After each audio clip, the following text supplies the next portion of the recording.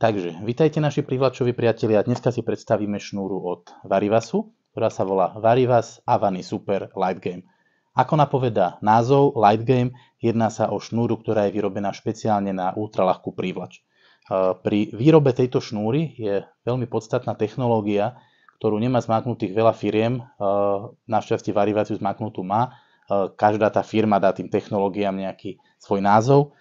Táto technológia sa volá Super Premium PE. O čo sa jedná? Není v princípe veľký problém vyrobiť dobrú šnúru, ktorá je hrubá, ale vyrobiť dobrú tenkú šnúru na ultralight je naozaj problém. V tomto je technológia Varivasu kľúčová, nemajú zmáknutý veľa firiem. Ide o to, že vlákno má okrem toho, že má veľmi veľkú pevnosť aj v tenkom priemeri, má hlavne veľmi veľkú stabilitu. To znamená, že to vlákno je rovnako pevné na celej svojej dĺžke. Je vyrobených mnoho šnúr, ktoré síce sú fajn, ale majú občas nejaký káz, niečo sa tej šnúrke môže stať, proste nevznesie toľko na úder, nedrží tá šnúra všade rovnako a vtedy sú problémy. O tom je technológia Super Premium PE, že tá šnúra je po celej dĺžke rovnako pevná.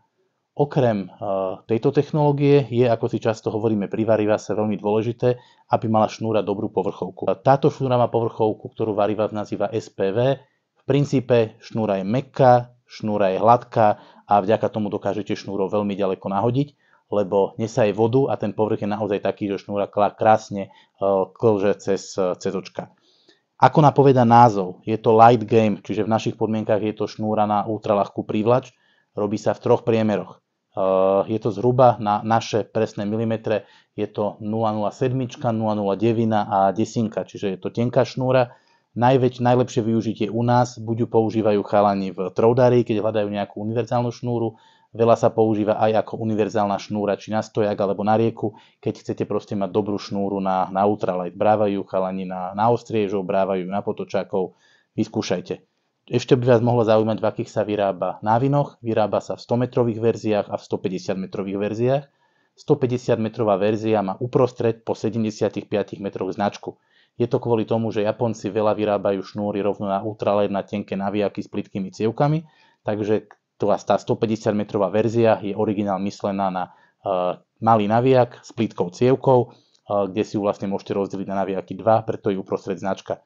Nemusíte, tá značka len nálepka, kľudne ju dajte dole a navíte si celých 150 metrov na jeden navijak, to už je na vás. Vyskúšajte, je to výborná šnúra na ultralight.